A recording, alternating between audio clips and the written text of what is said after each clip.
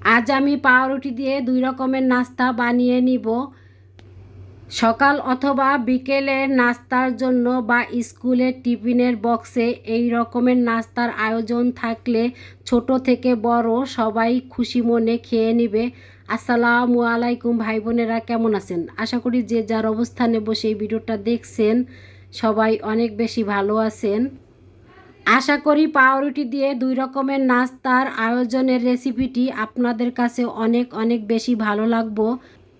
এই মুহূর্তে যে সকল ভাই বোনেরা ভিডিওটা দেখা শুরু করছেন, একটা কথাই বলবো, প্লিজ ভাই বোনেরা পুরো ভিডিওটা দেখবেন। ভিডিওটা অর্ধেক দেখে কমেন্ট করে কেউ চলে যাবেন না, কারণ এই পথে অনেক আশা নিয়েই এসেছি। সৃষ্টিকর্তা জানি কাউকে নিরাশ না করেন। বিকেলের নাস্তার জন্য এখানে আমি কয়েক পিস পাউরুটি নিয়েছি। তা পাউরুটির মাঝ বরাবর এভাবে কেটে আলাদা করে নিয়েছি। এই নাস্তার মেন উপকরণ হলো ডিম। তা এখানে আমি 3টা ডিম ভেঙে নিয়েছি। তা আমি যেই পরিমাণ নাস্তাটা বানাবো সেই আন্দাজে এখানে আমি 3টা ডিম ভেঙে নিলাম। ডিমের উপরে দিয়ে দিব হাফ কাপ পেঁয়াজ কুচি। তা আজকে যে সবজিগুলো দিব আমি একটু স্কোয়ার করে কেটে নিয়েছি, এতে করে দেখতে ভালো লাগবো। তাই এখানে দিয়ে দিলাম গাজর, টমেটো, ক্যাপসিকাম, কাঁচামরিচ কুচি, ধনিয়া পাতা কুচি। ঝালের জন্য এখানে চিলি ফ্লেক্স দিয়ে দিব হাফ চামচ, কালো গোলমরিচের গুঁড়ো দিয়ে দিব হাফ চামচ, অরিগানো দিয়ে দিব 4 চামচের 4 ভাগের 1 ভাগ, একটা লেবুর হাফ চামচ পরিমাণ রস দিয়ে দিলাম।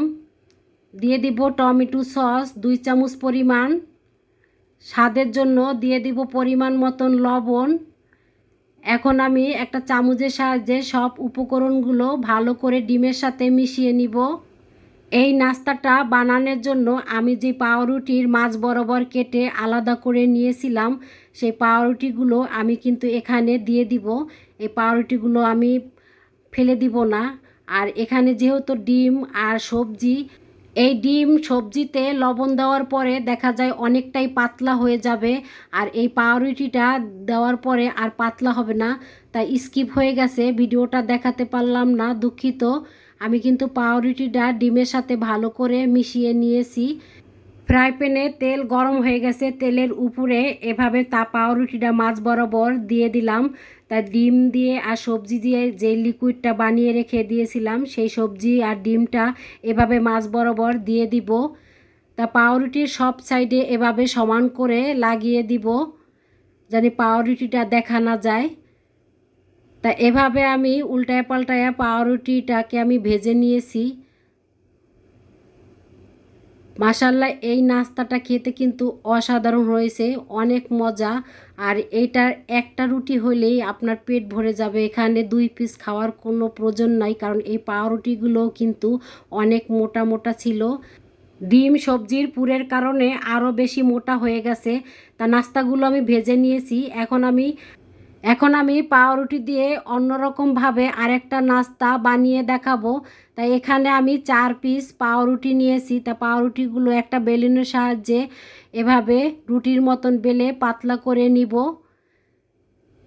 তো এখন পাউরুটি চারো সাইড এভাবে ছুরি দিয়ে আমি কেটে নিব।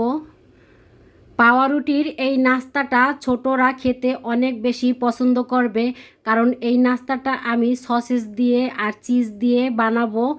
আর এই নাস্তাটা খেতে কিন্তু অনেক বেশি মজা ছিল। এভাবে পাউরুটি দিয়ে খুব সংক্ষেপে 2 রকমের নাস্তার যে কোনো একটা বিকেলবেলা অথবা সকালবেলা বানিয়ে দিলে বাসার ছোট থেকে বড় সবাই আনন্দ সহকারে খেয়ে নেবে। পাউরুটির নাস্তাটা বানানোর আগে আমি এখানে একটা ডিম দিয়ে লিকুইড বেটার বানিয়ে নিব। তাই এখানে আমি ডিমটাকে ভালো করে এখন ফেটে নিব। তা ডিমটা ফেটানো হয়ে গেছে, এখানে আমি হাফ কাপ লিকুইড দুধ দিয়ে দিলাম। দিয়ে দিব সামান্য পরিমাণ চিলি ফ্লেক্স আর স্বাদ মতন লবণ।